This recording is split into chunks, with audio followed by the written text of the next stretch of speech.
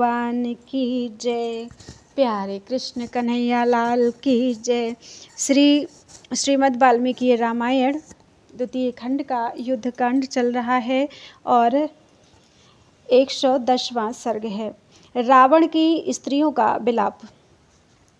महात्मा श्री रघुनाथ जी के द्वारा रावण के मारे जाने का समाचार सुनकर शोक से व्याकुल हुई राक्षसियां अंतःपुर से निकल पड़ी। लोगों के बारंबार मना करने पर भी वे धरती की धूल में लौटने लगती थीं।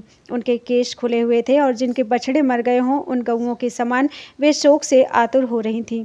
राक्षसों के साथ लंका के उत्तर दरवाजे से निकलकर भयंकर युद्धभूमि में प्रवेश करके वे अपने मरे हुए पति को खोजने लगीं। हा आर्यपुत्र, हा नाथ की पुकार मचाती हुई वे सब की सब उस रणभूमि में जहां बिना मस्तक के लाशें बिछी हुई थीं तथा रक्त की कीच जम गई थी, सब और गिरती पड़ती भटकने लगी। उनके नेत्रों से आंसुओं की धारा बह रही थी। वे पति के शोक से बेसुध होकर यूथपति के मारे जाने पर हथनियों की तरह करुण क्रंदन कर रही थीं। उन्होंने महाकाय, महापराक्रमी और महातेजस्वी रावण को देखा जो काले कोयले के ढेर सा पृथ्वी पर मरा पड़ा था। रणभूमि की धूल में पड़े हुए अपने मृतक पति पर सहसा दृष्टि पड़ते ही वे कटी हुई वन की लताओं के समान उसके अंगों पर गिर पड़ी। उनमें से कोई तो बड़े आदर के साथ उसका आलिंगन करके, कोई पैर पकड़कर और कोई गले से लगकर रोने लगी। कोई स्त्री अपनी दोनों भुजाएं ऊपर उठाकर पछाड़ खाकर गिरी और धरती पर लौटने लगी तथा कोई मरे हुए स्वामी का मुख देखकर मूर्छित हो गई। कोई पति का मस्तक गोद में लेकर उसका मुंह निहारती और ओस कणों से कमल की भांति अश्रु बिंदुओं से पति के मुखारबिंद को नहलाती हुई रोदन करने लगी। इस प्रकार अपने पति देवता रावण को धरती पर मरकर गिरा देख वे सब की सब आर्तभाव से उसे पुकारने लगी और शोक के कारण नाना प्रकार से विलाप करने लगी। वे बोली, हाय जिन्होंने यमराज और इंद्र को भी भयभीत कर रखा था, राजाधिराज कुबेर का पुष्पक विमान छीन लिया था तथा गंधर्वों, ऋषियों और महामनखी देवताओं को भी रणभूमि में भय प्रदान किया था, वे ही आज हमारे प्राणनाथ आज इस सम्रांगण में मारे जाकर सदा के लिए सो गए हैं। हाय जो असुरों, देवताओं तथा नागों से भी भयभीत होना नहीं जानते थे, उन्हीं को आज मनुष्य से यह भय प्राप्त हो गया है। जिन्हें देवता, दानव और राक्षस भी नहीं मार सकते थे, वे ही आज एक पैदल मनुष्य के हाथ से मारे जाकर रणभूमि में सो रहे हैं।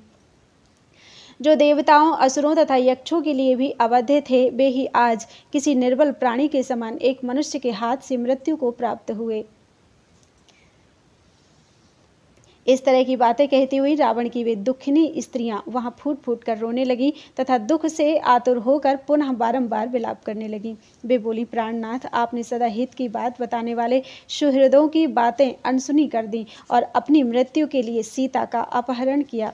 इसका फल यह हुआ कि वे राक्षस मार गिराए गए तथा आपने इस समय अपने को रणभूमि में और हम लोगों को महान दुख के समुद्र में गिरा दिया। आपके प्रिय भाई विभीषण आपको हित की बात बता रहे थे, तो भी आपने अपने वध के लिए उन्हें मोहवश कटु वचन सुनाए। उसी का यह फल प्रत्यक्ष दिखाई दिया है। यदि आपने मिथिलेश कुमारी सीता को श्री राम के पास लौटा दिया होता तो जड़ मूल सहित हमारा विनाश करने वाला यह महाघोर संकट हम पर न आता। सीता को लौटा देने पर आपके भाई विभीषण का भी मनोरथ सफल हो जाता। श्री राम हमारे मित्र पक्ष में आ जाते, हम सबको विधवा नहीं होना पड़ता और हमारे शत्रुओं की कामनाएं पूरी नहीं होती। परंतु आप ऐसे निष्ठुर निकले कि सीता को बलपूर्वक कैद कर लिया तथा राक्षसों को, हम स्त्रियों को और अपने आप को, तीनों को भी एक साथ नीचे गिरा दिया, विपत्ति में डाल दिया। राक्षस शिरोमणि, आपका स्वेच्छाचार ही हमारे विनाश का कारण हुआ है।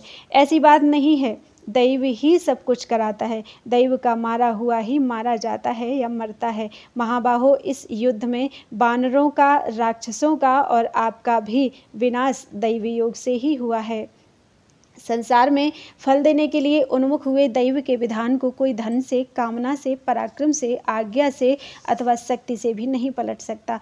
इस प्रकार राक्षस राज की सभी स्त्रियां दुख से पीड़ित होकर आंखों में आंसू भरकर दीन भाव से कुर्री की भांति विलाप करने लगी।